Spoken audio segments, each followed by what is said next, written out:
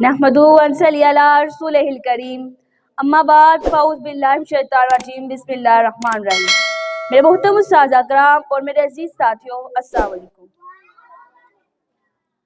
आज मुझे जिस मौजू पर लब कुशाई करने का मौका मिला है उसका अन्वान है इज्जत नफ्स किसी शख्स की महफूज नहीं। इज्जत नफ्स किसी शख्स की महफूज नहीं। अब तो अपने ही नगबानों से डर लगता है। डंके की चोट पर जालिम को बुरा कहती हूँ, मुझे सूली से ना जंदानों से डर लगता है। जनाब आला, वतन अजीज के हुक्मरान और ओहदेदार हाथ में कशकोल लिए हर वक्त अग्यार के सामने बीक मिलने के मुंतजिर रहते हैं, जो ना सिर्फ इस मुल्क के तशक्कुस को पामाल कर रहे हैं बल्कि आइंदा आने वाली हमारी नस्लों को गदागरी जैसी शर्मनाक आदत से मुतारफ भी करा रहे हैं। तारीख में ऐसी कई कौमों के किस्से रख मिलते हैं जिन लोगों ने मसलत के नाम पर अपने सरों को झुकाकर 10 सवाल बुलंद किया और जिनका अंजाम बाद में बिकने वाले बाजार में बिकने वाले सफेद जिस्मों की मिनत करमतर और हकीर बन के उभरा। ऐसा ही कुछ हाल वतन अजीज का भी है।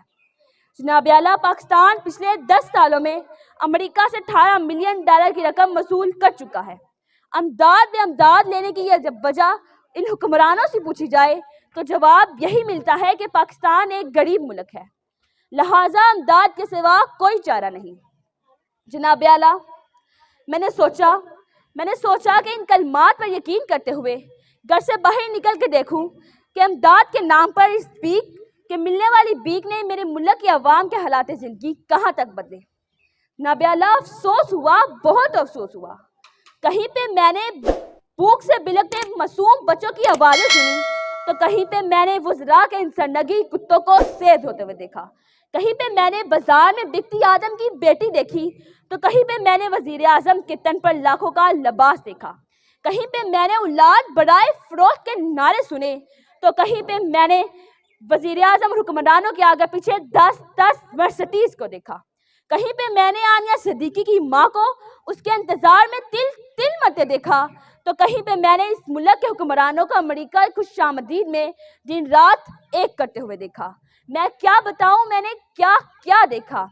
डराउन हमलों में मरने वालों की लाशों को देखा, कई औरतों के उजड़ते सुहागों को देखा, कई नौजवानों को हाथ में डिग्रियां लिए बेरोजगारी की एवज पार्लियामेंट हाउस के सामने आग में झुलसते देखा। कहीं पे मैंने बुजुर्गों को पार्लियामेंट हाउस के सामने पेंशन ना मिलने की खातिर हलाक होते हुए देखा। जनाब आला, मैंने इस मुल्क के हर शहर में हर कोचे में करबला का मैदान देखा।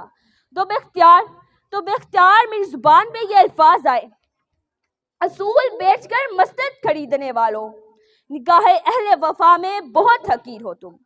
वतन का पास तुम्हें था न हो सकेगा कभी कि अपनी हिर्स के बंदे हुए बेज़मीर हो तुम।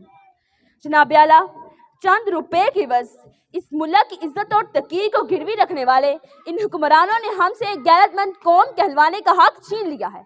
आज पाकिस्तान उसी गुलामी की जंजीरों से बंधे जा रहा है जिसको आज़ाद करने के लिए कई मुसलमानों ने अपने लहू से मक्तल गाहों को सजाया था।